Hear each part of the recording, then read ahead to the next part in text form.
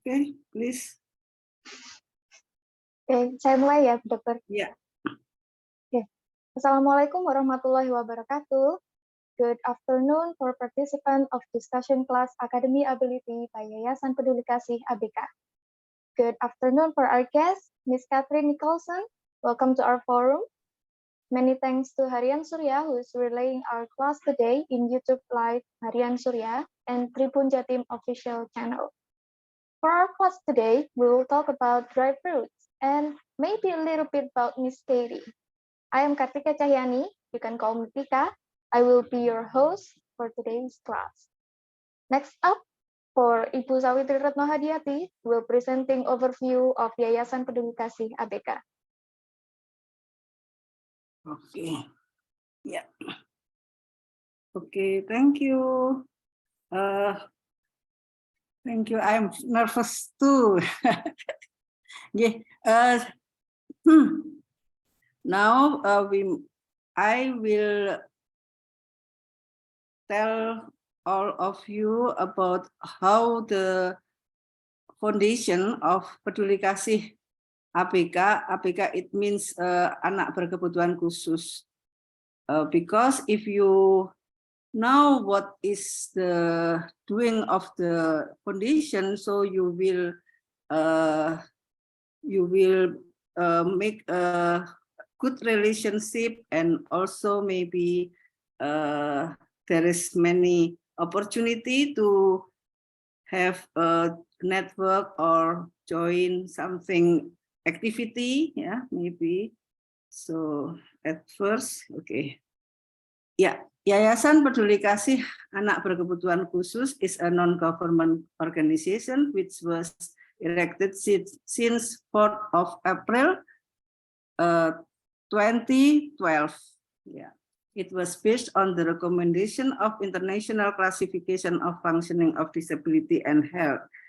The ICF, or International Classification of Functioning of Disability and Health, stated that to be functioning of the disability or special needs must be structured and system will be better improved to make the conducive for the inclusive participation and to be active. So the vision and mission of this foundation is, first, parents should be accepted. Yeah. Second, community should be make a conducive environment. Third, special need or disability should have an opportunity to become participated and active.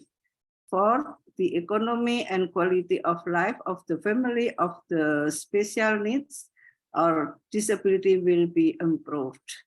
So to make this vision and mission, we have the activities of the foundation. Yeah. Shortly speaking, the activities are divided into two: the inside and outside of the shelter. The inside activities divided into two places. Yeah. First, for the parents, so they make discussion about parenting of the children with special needs, and the second is for the children with special needs and disabilities, for the creativity product making.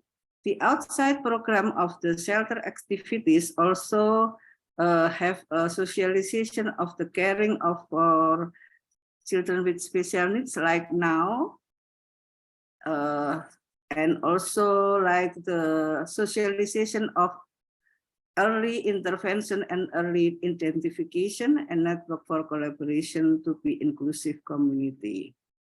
So this is a sample of the, okay, yeah.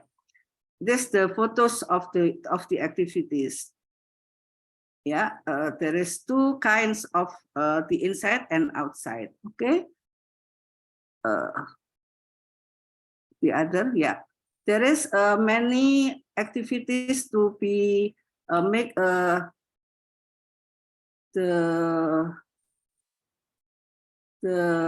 activity for the children with special needs. So we have a festival. For example, photography, writing or speaking. Yeah, we want the special need to be speak up. Yeah, to be speak up. Like now we have the opportunity for the host of the children with special needs who has speaking fluently and can reading. So after we have the opportunity for the children with special need to learn English daily conversation with Mr. Lulu, yeah, we want now to be the reality. So the children with special need can practice in real with the foreigner, even like Miss Kathy can speak Indonesian. Yeah, so this is the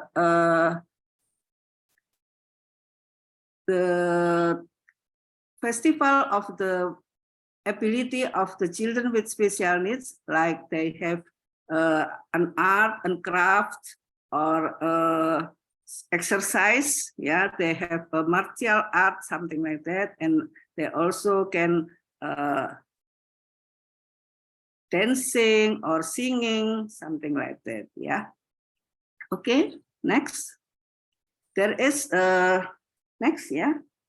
There is the product of the children with special needs. So at first we observe what the student can do or like to do something. So this is Andre and Isyati who can writing, but because they are cerebral palsy and also they have a spastic, so their writing is not good. Yeah, so we lend them the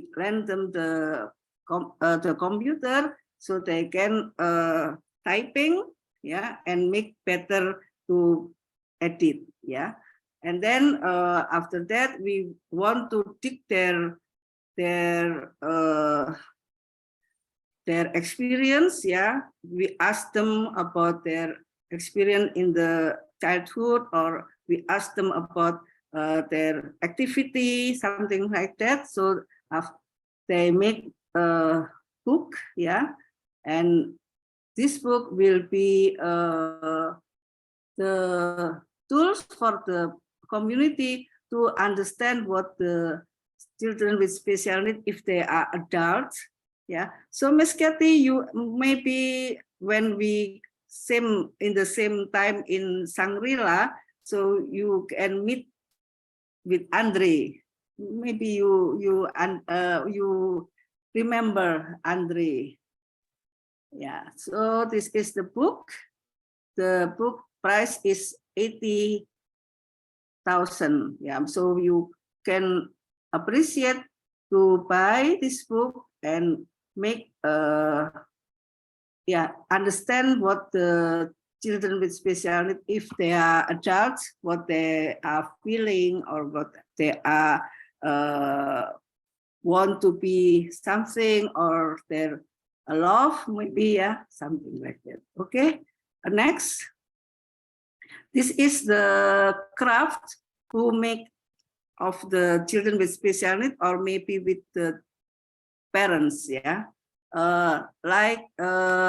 at first some parents said that my children cannot do anything, but we want to give evidence that if they are want to or facilitate it, so they can do the art better.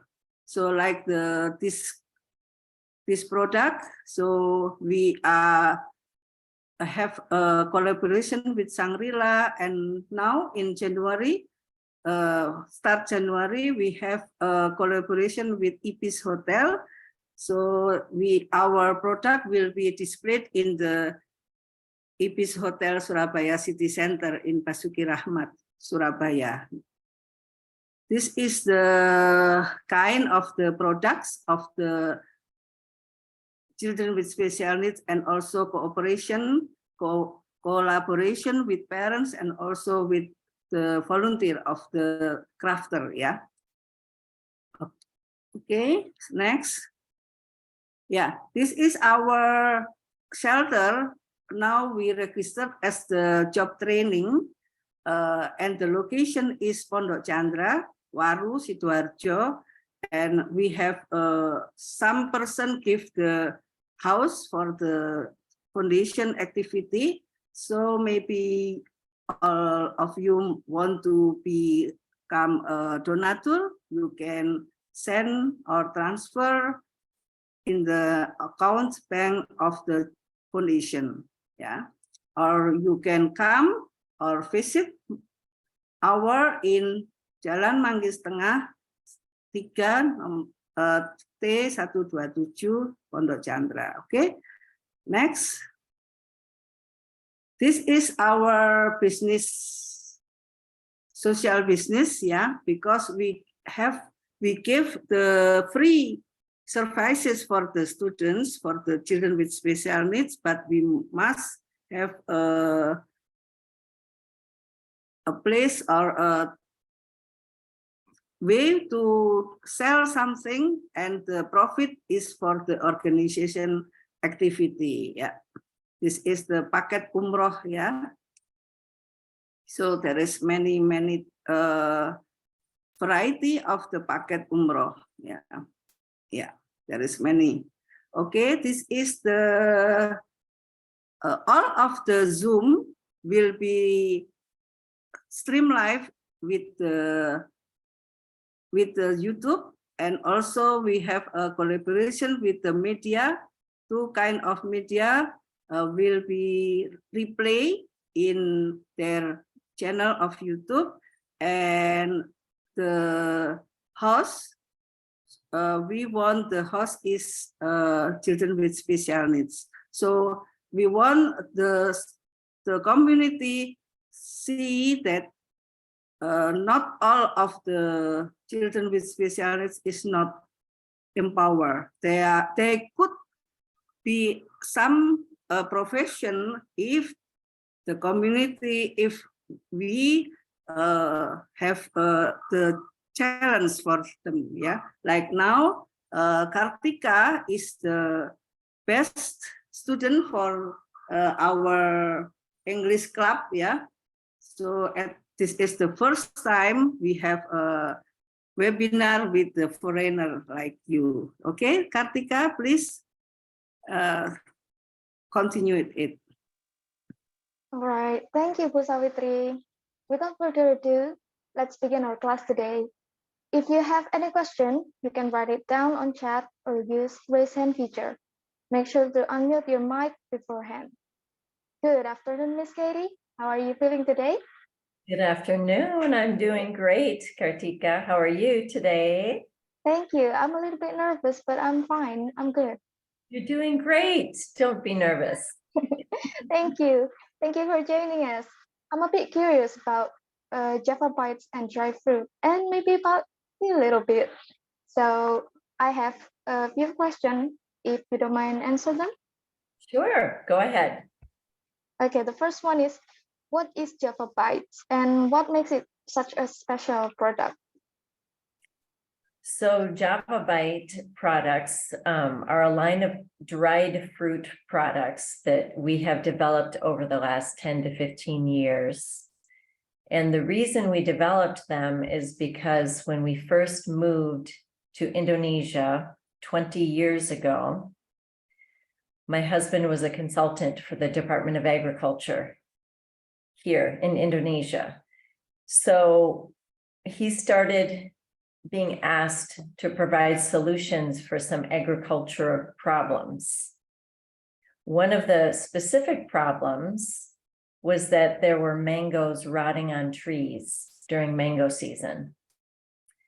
And the reason is, you may understand, or others may understand, that when a fruit is in season, the price drops.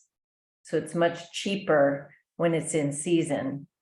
So certain types of mangoes that aren't very popular to buy to eat fresh, the price dropped so much that farmers did not want to pick the mangoes. They were too cheap. So mangoes rotted on trees, specifically in the area of Kediri, podang mangoes. And so my husband, Mr. Charles, he had the idea that we buy 1 ton of mangoes from the podang farmers and we dehydrate them. And so, in other words, so we add value to the product. We make it dry so that it doesn't become busuk. And then people will buy it over the next year or 2 when it's in packages. So that's how the idea began, was a problem with mangoes in Kediri, rotting on trees, in the same place where people were needing jobs. So we were able to give people jobs, women in particular, in the village. So that's the basic story. Feel free to ask more questions if you would like. Oh yes, I will. That's very good, Miss Yeti. I think it's like a solution for food waste too, right? Yes, exactly. Yes, it helps the farmers because we buy so many at one time. It helps the environment because there is not fruit rotting and making a mess everywhere. And it also helps women in the village to get jobs. That's a win-win solution. Yes, I think so. So what kind of fresh fruit can be turned into dry fruits? Is it on the mango? So we started with mango because of this problem, but then after we got comfortable with manga podang, then we started dehydrating manga madu as well. Those 2 mangoes dehydrate very nicely. We sometimes get asked the question, well, why don't you dehydrate harumanis, for example? We are looking for mangoes that are cheap, not the most expensive. So harumanis is among the most expensive. Why do we want them cheap? Because to make 1 kilo of dried fruit, it takes about 9 kilos of fresh fruit. So it has to be one of the types of mangoes in Indonesia that is cheaper in the fresh market. And so we started with those 2 types of mangoes. And since then, we have also been dehydrating nanas, pineapple, also papaya. And also we started dehydrating coconut, kelapa, make like crunchy chips of coconut. And then we decided, why don't we make a mix? And so now we also have a tropical mix where we have the other fruits, plus we add jambu to it. So that's become a favorite more recently. And some things that we're thinking, that some ideas that I'm thinking about right now for 2023, I would really love for us to start dehydrating jackfruit because it's amazing. We've done experiments already and it tastes so good. And so I'm hoping we can start doing more experiments with jackfruit. And also, 2 buyers have the idea and have asked us to produce dehydrated limes or oranges so that cafes can use them to go with tea, so that they don't have to keep fresh fruits in their cafe. And sometimes they spoil before they can use all of them. So it's easier for them if they can use a dehydrated product. So that's something I'm also thinking about, but we're always thinking about what are some new ideas. Oh, we also have manga pedas. So we have spicy mango, we have manga jahe. So it's mango that is soaked in a jahe solution overnight. And then the next day we dehydrate it. So it has a pretty strong ginger flavor. And then we have one more product called manga bites. So it's like dehydrating mango in a pan and then cutting it into squares. So it's a little bit different process. It's a bit chewier or? Yeah, a little bit softer. So it's great for kids and for older people who feel like the other products are a little bit too much for their teeth. So this is a softer product for that. And that's why we developed it, especially because we thought kids would love it. That is a great idea. I love that. I would love to try that. Yeah. It's called manga. Where can I buy that? So the easiest way to buy our products is actually on Shopee or Tokopedia. That's the easiest way. Yeah. You send it all across Indonesia or Yes. just Java? No, actually people order it from other islands as well. And we send it. That's why it's just easiest to order on Shopee or Tokopedia, because then they sort out all the logistics issues of sending it. But Maybe I'll sometimes try that one day. yeah, sometimes people also just send me a WhatsApp message and order something, but yeah. Yeah, I'm very interested in that. Yeah, great. My next question is, how about the nutritional value? Is it any different from fresh fruit, or is it just the same? That's an excellent question. So it's not exactly the same, but it's pretty good. Okay. What I mean by that is we do add a little bit of sugar in the process. And so whenever you add sugar, in my opinion, it's not going to be quite as healthy as something without sugar. You may know that fruit actually has a lot of natural sugars in it. And so even though it has a lot of natural sugars in it, to be able to keep the product soft, we have to also add some regular white sugar in the process that helps to make it soft. As far as the vitamins in it, we use a low enough temperature so it does not destroy the vitamins. So it still has all the vitamin content of a fresh fruit product.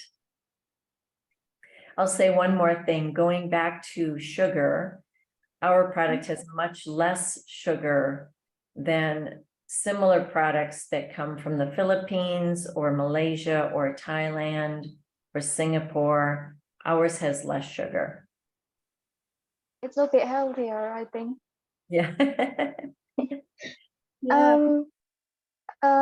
With nutritional value again, I think it's same with the fresh one. Only the water content is lower than the fresh one, right? Yes, and we have all the nutrition facts, of course, on the back of our packages, because we prepared the packaging to be able to ship product to the US. So the United States has very strict regulations on packaging. And so you can see all the nutrition facts on our packages in Indonesian as well as English. That's cool. That's very cool. Do you export to the US now? We have about 4 or 5 times, but during COVID was the last time that we were trying to export. So June of 2020. And a few days before the shipment was meant to be picked up at our factory, we canceled the shipment for 2 reasons. One reason, you may or may not know that during COVID, logistics prices around the world increased by about 4 times the normal price. So to ship anything anywhere suddenly was costing about 4 times the amount that it was before COVID started. So that was one problem that we weren't willing to handle. It was too expensive. Secondly, we were hearing news at that time that shipments going to the United States were stuck in boats off the West Coast, off of California, and nobody could guarantee that the product would get to the mainland off of the boats in an appropriate time. And so we were too nervous to send the product during COVID. So we have not shipped to the US since it was probably 2018 maybe was the last time we shipped to the US. Okay. Now how about the cost? Is it more expensive or cheaper for the consumer, especially? As far as compared to dried fruit? Yeah. Dried First, fruit compared to fresh fruit, you mean? yeah. Okay.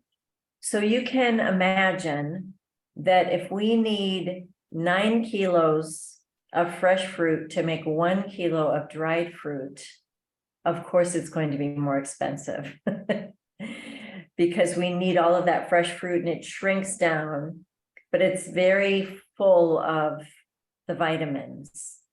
So people usually only want to buy the dried product if they're traveling or they're doing sports, or they want to give it to their children to have a snack at school, something, a reason that they have where they don't want to have to think about cutting fresh fruit. So that's what typically motivates people to buy our product, because it is a little bit more expensive for sure. But it's convenient, right? It's what? Sorry? Convenient. Yes, it's convenient.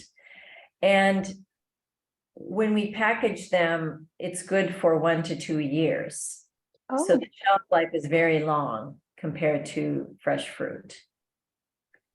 But yes, people are buying it for the convenience for sure. okay. How about supermarket waste, like say Minggu waste in Minggu season? Can you handle that, or you send them to other place? We don't deal, the only way that we deal with supermarkets is we bring our dried product there.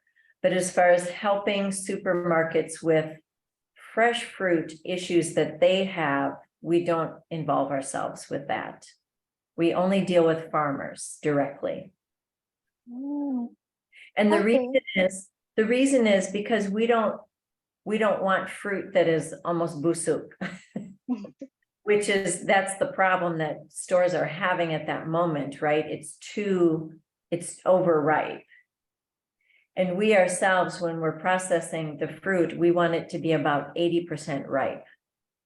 So we're not really interested in overripe, because that creates a whole set of problems in the process. Okay. I'm really curious about your dehydration process. Is it using like a big giant dehydrator or oven, or is it sun-dried? Yes, that's a really good question that many people ask. So we have 3, I guess you could say, big dehydrators. One is totally non-functional now. The other one is the size of a grassi. So if you can imagine where somebody parks their car, that's the size of one of our dehydrators. So bigger than the car, smaller than the grassi. That's the size of that one. The newest one is bigger than that, but it's not quite functional yet. So we're very eager for that one to become functional for us. So it's like a big oven that uses a combination of fans and LPG to heat it, or to create airflow to dehydrate the product. And so we use a low temperature and a lot of hours with the fruit inside that oven. And during the hours, we have to rotate things and stir it. We can't just put it in and leave it for so many hours. We have to take care of it during those hours as well. Yeah, so that's the basic process, is we hire the women to peel and slice in a certain way each fruit. We've studied how best to do that. And then we put it on racks, and these racks go in the oven. We have 4 different racks. And so one rack holds, I forgot how many trays it holds, maybe 25 or so. So let's say the whole oven can hold about 100 trays. Yeah. That's like a walk-in fridge, right? Kind of. It's a bit, but it's hot. walk into it, but yes. you could walk into it. You could. Quite But big. once we put the racks in there, then there's no more space for a person. Oh, so you put all the racks in all at once, or? Yes, they're either in there already, or we pull them out, fill them up, and then put them back in. Yes. Okay. There's a question in the chat from admin. From my observation in your social media, your company empowers rural communities with commitment and quality and fair wages. What kind of training, empowerment, and reward mechanism do you have in place, which leads to such high standards? How has the Indonesian market responded to Java Byte's innovation products for the first time? What can you expect from Java Byte in the next 5 years? Oh, wow. Very good. Very good questions. Okay. I'll start with that first question. So from my observation in your social media, your company empowers rural communities with commitment to quality and fair wages. Okay. So I'll just start with that a little bit. And so before we were dehydrating in Kediri, we are currently not dehydrating in Kediri. But instead, we realized over time that we needed what we call like a mothership. In other words, we needed a pusat, a center, to be close to Malang, where most of the staff live. And so right now, we just opened up our new factory in April.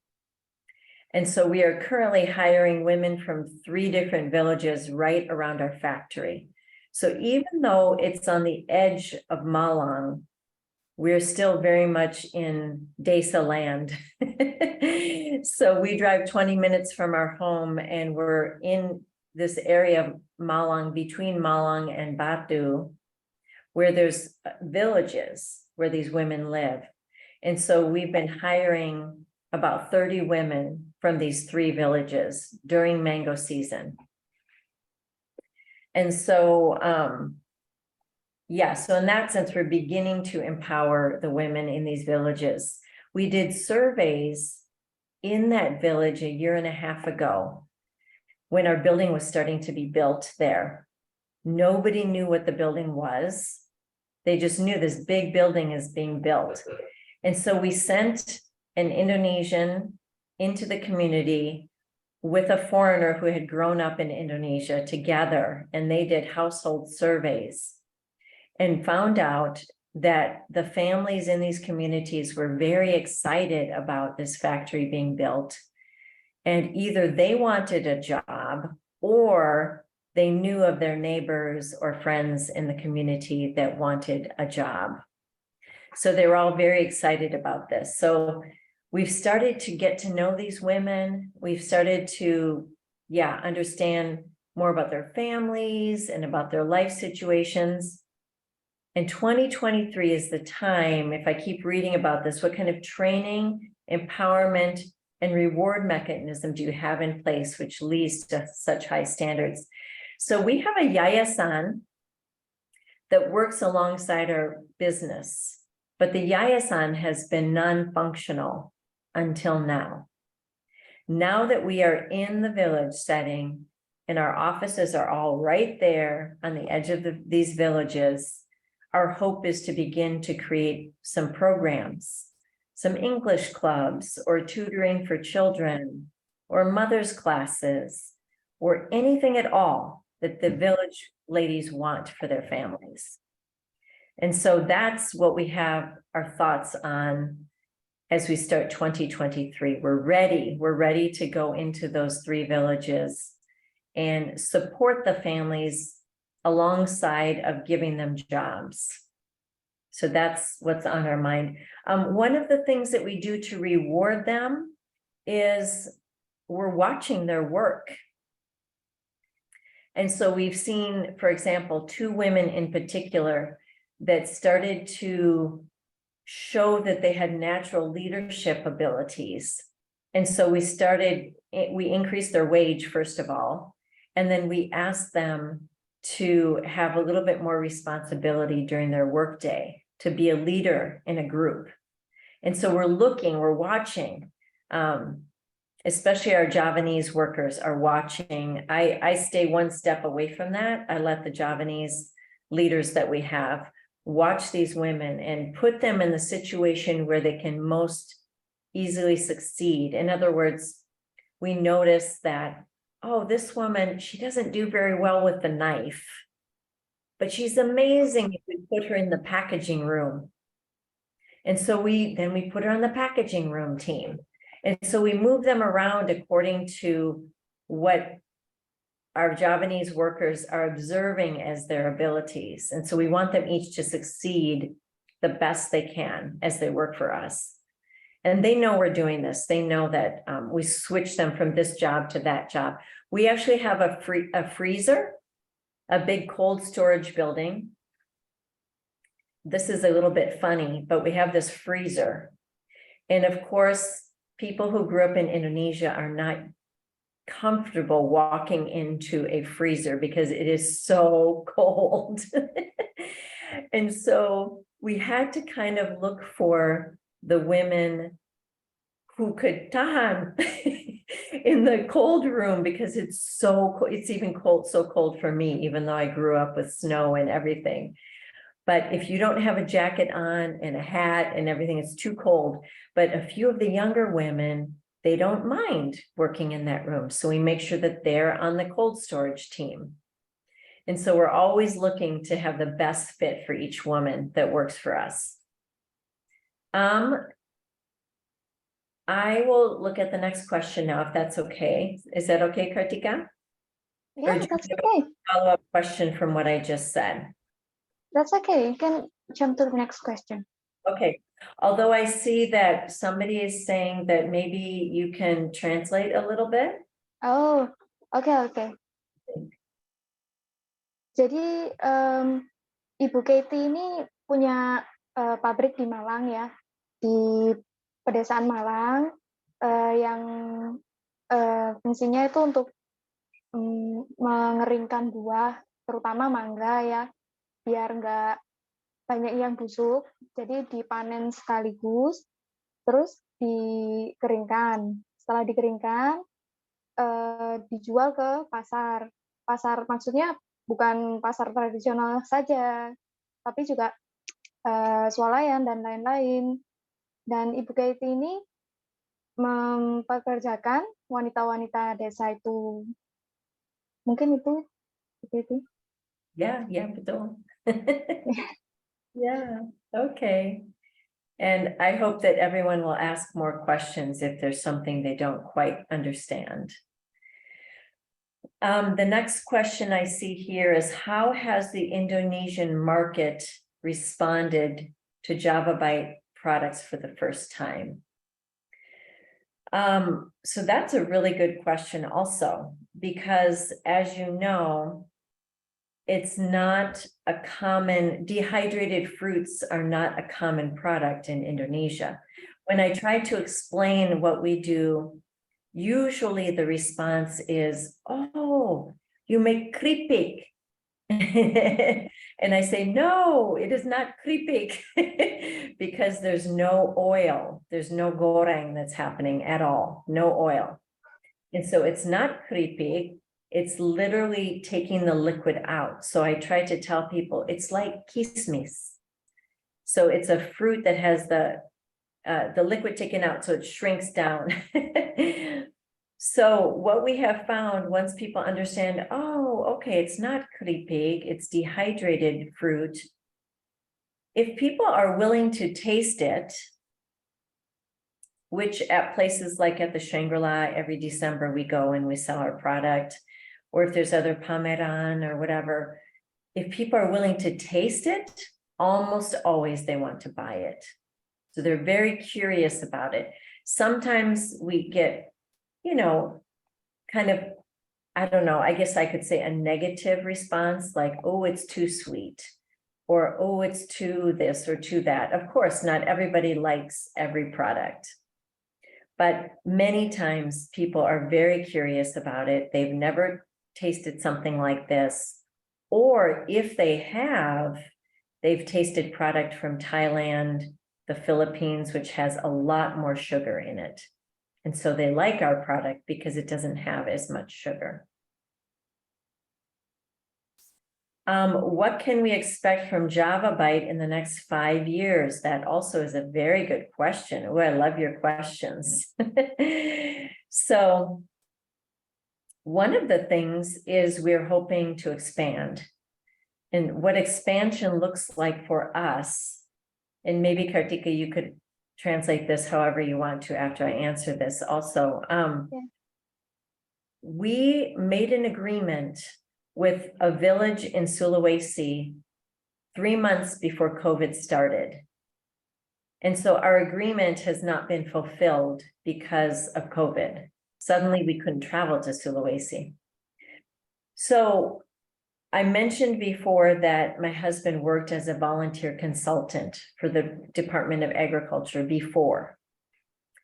And while he was working there, he made many Indonesian friends in the Department of Agriculture all around Indonesia. Some of those workers now work in Sulawesi. So they asked my husband, Mr. Charles, can you come to Sulawesi and teach us to process kelapa and bananas in Sulawesi, just like you process manga in Java? And so we made this promise to come and help. But like I mentioned, we haven't been able to fulfill it yet because of COVID. So we are hoping that 2023 is the year that we can take the next steps to help the people, the local people in Sulawesi, to process coconuts and bananas. We also would really like to expand in Java by setting up situations in other villages where they have a cold storage unit and a building where women can peel and slice fruits and then freeze them directly. The frozen product then gets shipped to our pabrik just outside of Malang, and we do all the dehydrating just outside of Malang in our pabrik here. So those are two ideas we have for expansion in 2023. And let's see how far we get. I don't know about 5 years from now, but that's our immediate thoughts for 2023. Okay, there's a question again. Kami dari Jambi, ada nanas yang sangat bagus. Apakah nanas bisa dibuat seperti mangga? Bisa. Where is Jambi? Jambi is in Jawa. No, Jambi is Sumatra. Oh, sorry. My geography is a little bit messy. Is Sumatra? Yeah, Sumatra. Please, Pudaumi, can you speak up? If you, yeah. Wow, Sumatra. Okay, so Ibu, what kind of nanas is it? Jenis apa? Selamat sore. Kalau jenisnya saya kurang paham. Mungkin dipakai bahasa Indonesia ya. Cuma nanas kami itu bagus sekali. Bahkan sudah dibikin sirup. Cuma kalau di sini belum ada yang dibikin kering seperti yang di Malang, seperti kayak apel dan sebagainya itu. Jadi nanas kami itu sangat bagus, manis dan tidak terlalu berair gitu. Jadi produknya melimpah. Bahkan ada mahasiswa yang sudah dibikin sirup nama gubuk nas, itu menang nasional. Cuma kayaknya mahasiswa belum bisa dibikin sistem sanggai yang dikeringkan kayak gitu. Yeah. I want to show you, but this is the ide. Ide ini adalah rempah-rempah yang dibikin kering. Ini merek mana ya? Merek. Nah, ini namanya ide. Ini my friends make this one. This is the lemon grass, ginger, kunyit ya, dan kayu manis dan sebagainya, dibikin minuman kayak jamu tapi dikeringkan semua. Nah, ini produk kebetulan yang bikin ini baru saja meninggal. Jadi kami this is the, kalau Anda ngetik di Google, Dede Martino namanya, dia sudah dipatenkan dan saya sangat so sad lah dia meninggal ini karena produk ini sudah ekspor. Nah, sekarang tidak ada yang meneruskan. Ya, ceritanya. Saya sedikit menceritakan kekayaan alam di Jambi seperti itu. Kapan-kapan lah bisa survei di Jambi. Kami buah lokalnya itu seperti duku itu enak sekali. Kemudian nanas, manggis, durian, dan itu susah sekali untuk dibawa ke tempat lain. Nah, itu masalahnya. Jadi hanya bisa dinikmati di kota kami seperti itu. Kalau dengan adanya mangga dikeringkan berarti kan bisa didistribusi ke tempat lain. Lah, banyak sekali buah-buah lokal yang sangat enak sekali di Jambi ini yang tidak bisa dikirimkan ke tempat lain. Nah, seperti itu. Mohon masukannya karena memang kami banyak sekali kekayaan alamnya ini. Ini kayak bahasanya empat ini jarang sekali kita temui. Ada namanya daun kayu, tapi kalau direbus itu warnanya pink. Ini ada ingredientnya lah. Ini kebetulan saya namanya teh ide. Kelihatannya gimana? Teh ide ini kayak jamu tapi bahan bakunya tuh kelihatan kayak kalau di Jawa Tengah teh uwuh, wedang uwuh itu. Wedang uwuh. Ya wedang uwuh gitu. Jadi tapi ini banyakkan lokal Jambi bahan bakunya. Ada namanya pohon secang ya. Pohon secang itu tidak ditemukan di Jawa. Kemudian saya dari Jawa Timur, jadi melihat kekayaan alam Jambi ini luar biasa. Kekayaan pohonnya, tumbuh-tumbuhannya, buah-buahannya gitulah. Mungkin untuk nanas boleh sharing nggak gimana untuk mahasiswa? Mahasiswa saya pintar sekali membuat sirupnya sudah sampai nasional, tapi belum pernah terpikir untuk bikin nanas kering seperti yang ada di Malang gitu. Thank you. Thank you, Ibu. Barusan saya masukkan nomor HP saya. Silakan hubungi saya. Ya, Iya, Ibu. oh ini nih. Oke. Feel free. Who knows? We have in the past dehydrated pisang dari Sulawesi, and we brought the pisang from Sulawesi. It was cheaper to do that than it was to buy pisang kepok on Java. Oh, yeah, Even with all the shipping cost. So who knows, Ibu, maybe we can figure out how to use nanas from Jambi. Iya, benar. Maybe yes. Yeah. Sampai ada taman nanas di tempat kami ini, dibikin taman nanas memang luas sekali dan istilahnya itu masyarakat kurang bisa memanfaatkan dengan baik. Jadi kalau sudah panen ya busuk saja gitu. Kadang paling cuma dibikin sele untuk tapi sele pun kualitasnya belum sebagus sele-sele yang bisa di toko. Jadi ya itulah masalahnya itu kemampuan untuk mengolah bahan pangan ya bahasanya seperti itu.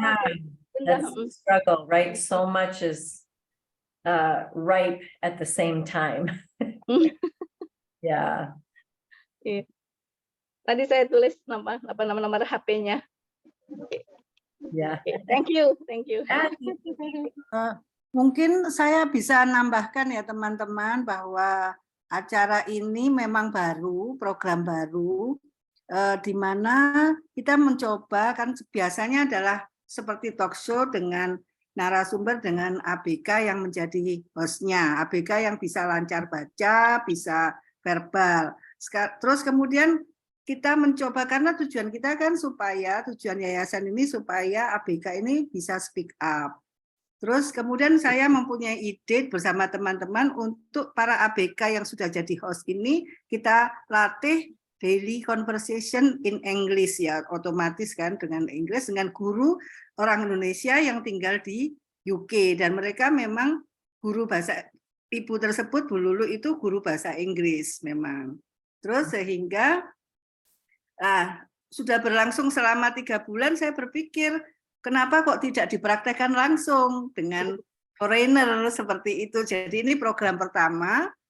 Terima kasih Bu Kety sudah memfasilitasi ini ya. Jadi nanti kita coba tiap bulan dengan teman-teman yang sudah belajar bahasa Inggris atau Inggrisnya sudah lancar karena banyak sekali beasiswa yang sudah mulai bisa diperuntukkan untuk disability ya, tanpa melihat dan ada kemudahan, tidak melihat IP atau pokoknya selama dia sudah lulus SMA, dia bisa verbal, dia terserah, tergantung ininya ya, yang tuli juga bisa, tapi tersendiri cara tesnya dan sebagainya. Jadi kalau kita tidak memberi fasilitasi para ABK untuk bisa speak up in English, nanti percuma kan, kesempatan mendapat beasiswa ini tidak bisa diakses oleh teman-teman disabilitas. Jadi silakan teman-teman untuk yang bisa bahasa Inggris, kita fasilitasi untuk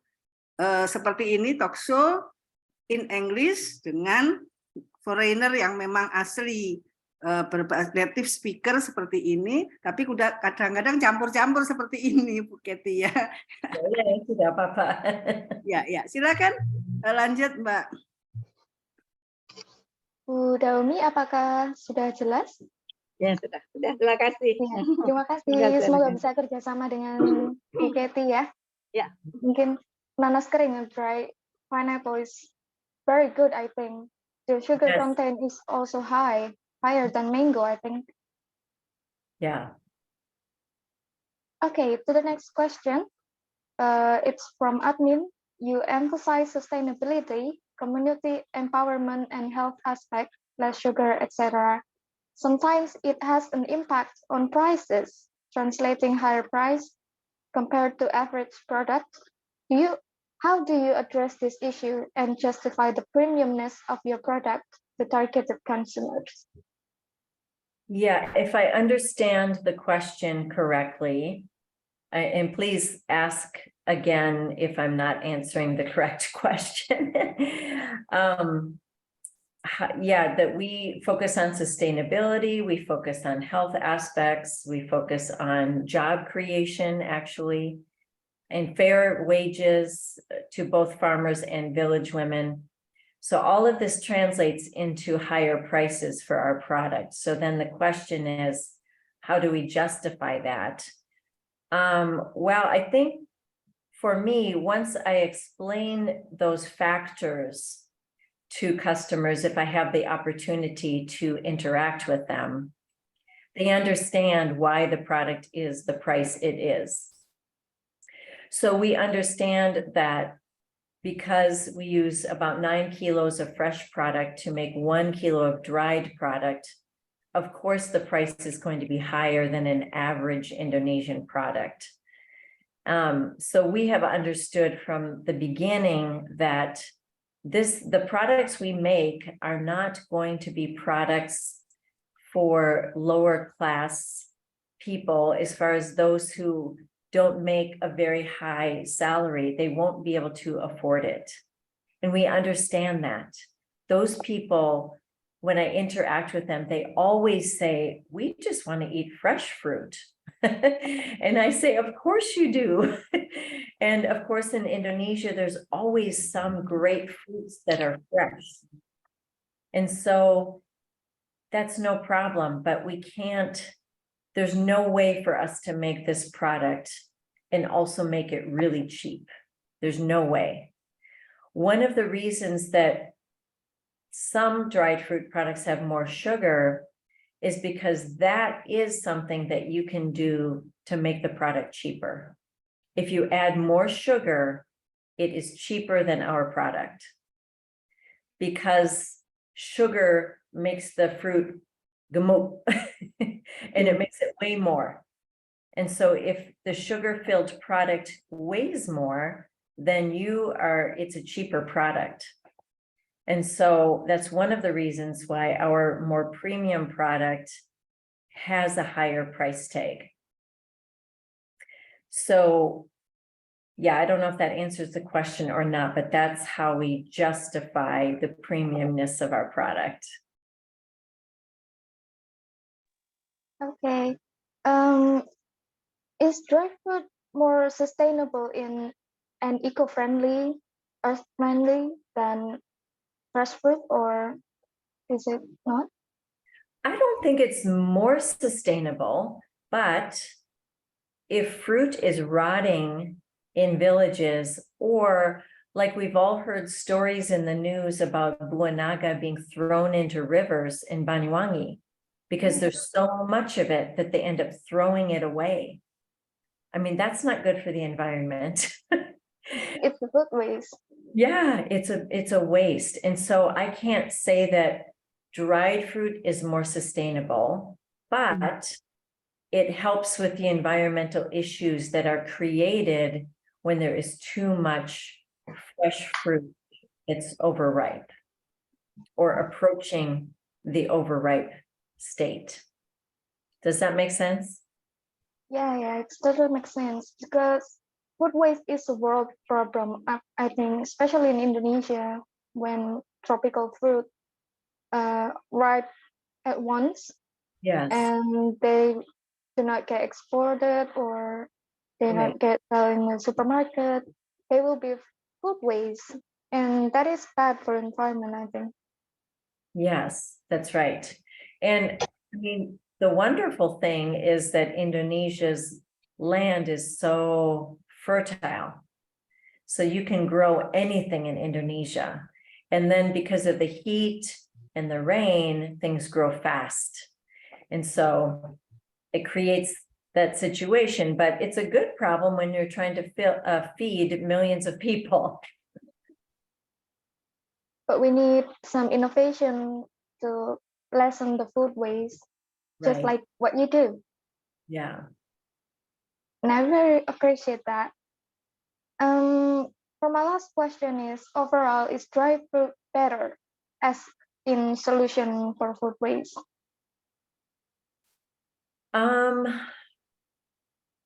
Is it better? I mean, it certainly does help with the issues related to fruits or vegetables. When you're dealing with fresh products that are going to waste if you don't do something. But our process that we typically use, which is dehydration, is only one type of process that can be used. For example, there's also freeze-dried, a freeze-dried process that is even more expensive. If anybody in our group today has ever seen freeze-dried products in a supermarket, it's extremely expensive. I myself don't buy it either. But there is a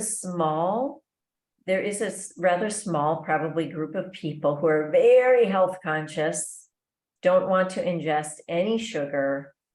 And this is a type of product, and they have more money, that would be a type of product that they would want. So we've been asked to make freeze-dried products, but it's very repot and very expensive to make it, which is why the price is so high for freeze-dried products. So my point in bringing that up is there are other ways to process fruits and vegetables. And of course, the cold storage idea is helping us, figure out new ways to add to our processing abilities. The reason, just to give you a little bit more detail on the cold storage, the reason we wanted to do that is because all of you know that mango season is about 2 to 3 months long every year, and that's it.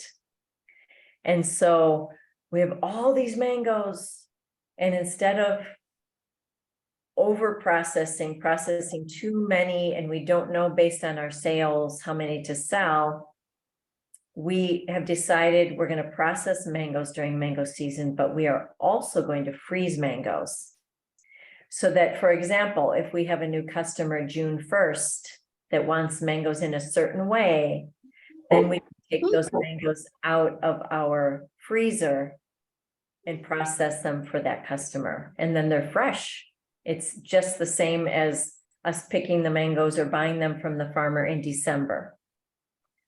So that's one other technique that we're using to try to maximize our ability to buy up as many mangoes as possible from the mango farmers. Okay, I think that's it. My question, maybe in the audience, there's a question. Okay, Miss Kathy, now can I talk about your personal life a little bit? Sure. Where you were born? So I am an American. So I was born in Green Bay, Wisconsin. So Wisconsin is one of the 50 states. It happens to be in the north central part of America, and it borders on Canada. So you can imagine how cold it is in the winter. Yeah. Yeah, so I was born there. Is it difficult when you move to Indonesia with the heat and rain and stuff from colder place? Yes, well, so before we lived 20 years in Indonesia, we lived 4 years in North Vietnam. Mm. And so the more difficult adjustment was Vietnam. What makes Vietnam different from Indonesia? What makes it harder? Well, in the north, they have seasons like we do in America. So it gets very cold December through February, but no snow, but very cold. And then in the summer, it's very hot. It's like Jakarta or hotter in the summer. And so the extreme temperature change was more difficult for me than living here in Indonesia, especially in Malang. It's a little bit cooler. The humidity is high, but it's cooler than Surabaya or Jakarta. Yeah, and Surabaya is really hot, especially right now. Yeah. And what inspired you to make to empowering this woman in the village? What inspired you? Why not men? Usually men work hard. Yes, So why women? you're right. That is correct. The reason we have focused on women is mostly because of the work. So as you know, in Indonesia, I mean, I could be wrong, but I'm pretty sure that usually it's the women in the households that are cutting food. Am I right? Yeah, totally right. So we do hire a few men because part of our process includes blanching. And when we need somebody to hold a big stainless steel container full of hot water, it has to be a man because it's too heavy for women. But when it comes to peeling and slicing, the men don't want to do that. And so we mostly hire women because of the work that we have to offer them. But we do, in fact, hire a few men. We also need somebody to stay late into the evening sometimes and take care of the fruit that's inside the machine dehydrating. It's not finished yet. And so it's always a man who stays late. It's never the women who we ask to stay late. And so it just depends on the work that we have to do. We also know that Indonesian women are amazing at holding the purse in the family and taking care of the needs of family members. And so we're happy to give jobs to women because we know that they're very concerned about feeding their families and taking care of all of the needs. And so it just happens to be the work that we can offer at our public. Is it young women or like ibu-ibu?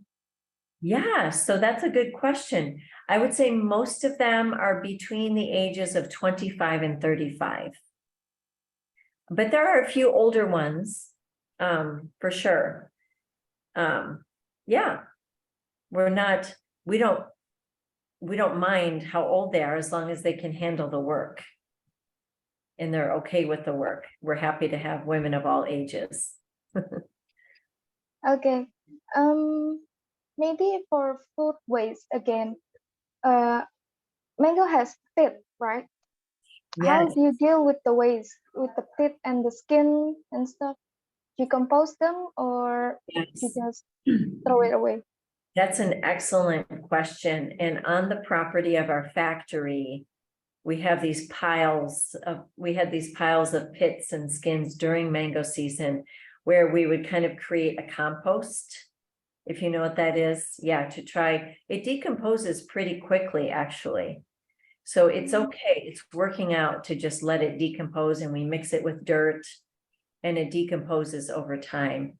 But also recently I had a friend from Bandung WhatsApp me and say, "What are you doing with your mango pits? because I have a friend who wants to make a product from mango pits. And I said, silakan, we can work together for sure, because we have a lot of mango pits during mango season. But nothing happened because it was already late in the season. So hopefully next year I can connect with her again and find out. We're very happy if we find people who have some use for the pits or the skins, or like kalapa. You know, we have all these kalapa. What do you call it in Indonesian? I forgot. Tempurung? Yeah, the container that the kalapa is in. Yeah. Yeah. So we have so many of those, and we know that for example, coal is made, or charcoal is made out of the kalapa. Yeah. So we know there are uses for the byproducts of our process. And so we're always, thinking about that and open for people to ask us about that. One other thing I will say, as far as our factory, because of being foreigners, we have very strict regulations for the factory. And so we had to put a very expensive wastewater treatment into the factory, actually more than what was necessary because of the regulations that were put on us. So someone out in our group might have a question about the wastewater, because we have this sugar wastewater that is part of the process. And what do we do with that? Of course, we can't just put that into this water of Indonesia, the streams behind our factory. We have to clean it first.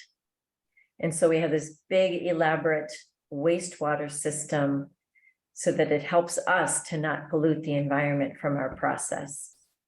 So that's one of the environmental things that we're being responsible for at our factory. Oh, so you're using water for maybe washing the fruit or just blanching the fruit? Blanching, washing, all of that. And the blanching water has some of the sugar in it. So that's what I'm saying. When we're done with the blanching process, we have to throw away the water. So what do we do with that? We send it through our wastewater system so that it comes out clean and it doesn't pollute. We aren't adding any pollution to Indonesia in this process because of that. Yeah, in Indonesia, water is already polluted anyway. Yeah, so we don't want to add to the environmental problems, Yeah, that's very responsible of you. And what else do I want to ask? Maybe your journey to become who you are right now?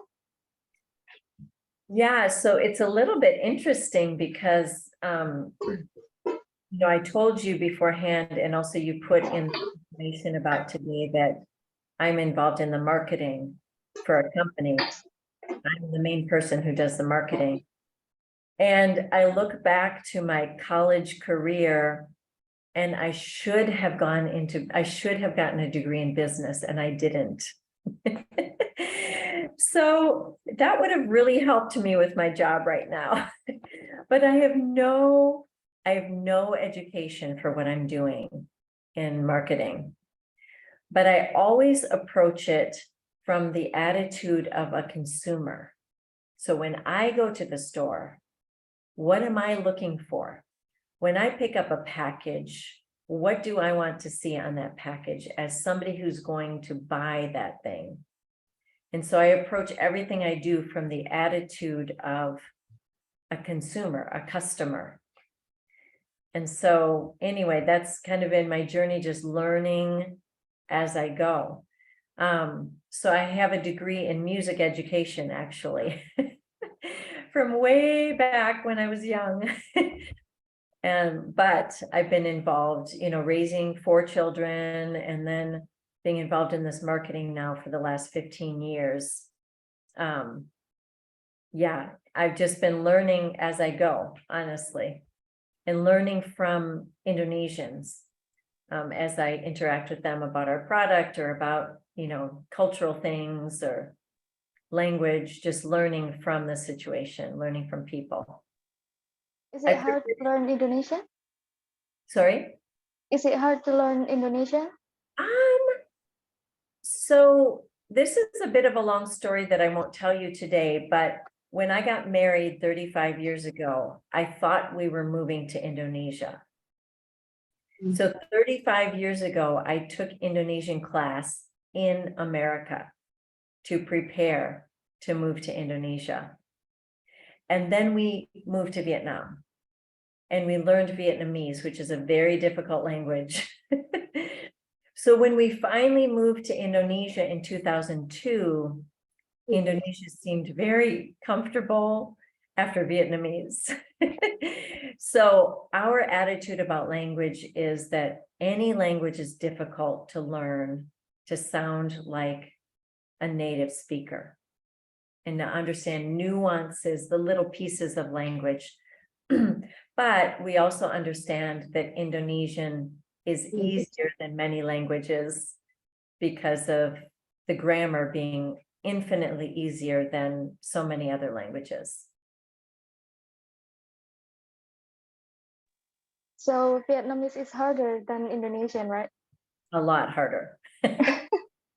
Okay. So you were born in Wisconsin? Yeah. Yes. Mhm. It's near Canada, so it's colder, right? Correct. How about the fruits? Is there any difference with Indonesia? Oh, yes, big differences. My state of Wisconsin is very famous for apples. So I know you all think apples in Malang are very famous. But the apples from my state in Wisconsin, we have over 800 varieties of apples in Wisconsin. So, so it's a little bit different than the famous Malang apples because there's only one type, I think. But we have many, many types in Wisconsin. And actually, the reason apples grow in Batu is because it's cooler. So in the fall time in Wisconsin is when the apples are harvested before winter time. So apples are a big thing. And then we get other fruits from other states in America, like from the warmer regions, then we can get grapefruits or oranges or bananas, but not in my state. So what do you think about fruit in Indonesia? Like, You is love it? It's amazing. It's amazing. Because not every foreigners like tropical fruit. I think they find it really like not familiar to it. So We love it. I think I do love it. Yes. Yeah. So how about your music? You are having a degree in music, right? Yes. What instrument do you play? So my degrees in music were flute and singing. That's it. Oh, that's amazing. Yeah. I'm a terrible singer, by the way. I bet you're not. A lot of Indonesians are good singers. Well, not me. Okay. Yeah. But are you happy with where you are now? Yes, we are happy. We just had all of our children come at Christmas time and New Year's because they had time off of their work schedule. And all of us understand as they are flying back to America, and one of our daughters lives in Jordan in the Middle East. Mm. They understand that mom and dad are still supposed to be in Indonesia, and everyone is okay with it.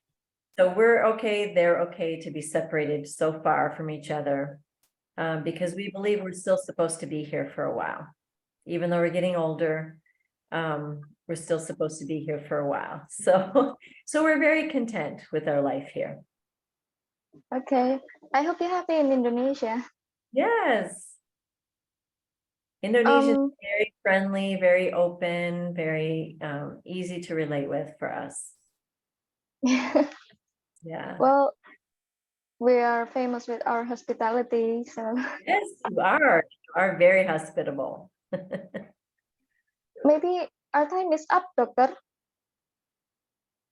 Sorry? our time is up, I think.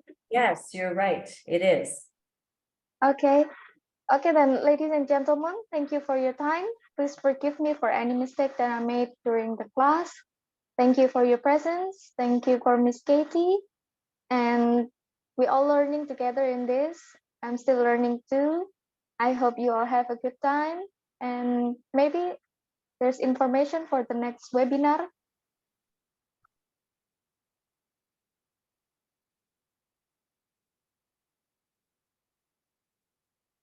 Okay. Here we have, okay, Selasa 17 Januari 2023 pukul 19 sampai 20.15 dengan tema menghindari burnout pada orang tua ABK dengan narasumber Hajar Nurul Istiqomah, dosen Fakultas Psikologi UNM dan coach lulusan Merrily Coaching School. Lalu ada hari Kamis tanggal 19 Januari 2023 pukul 19 sampai 20.15 dengan tema memahami macam-macam penyebab mata merah dengan narasumber Dr. Armanto Sidoutomo, Direktur Utama Klinik Mata Tritya Surabaya.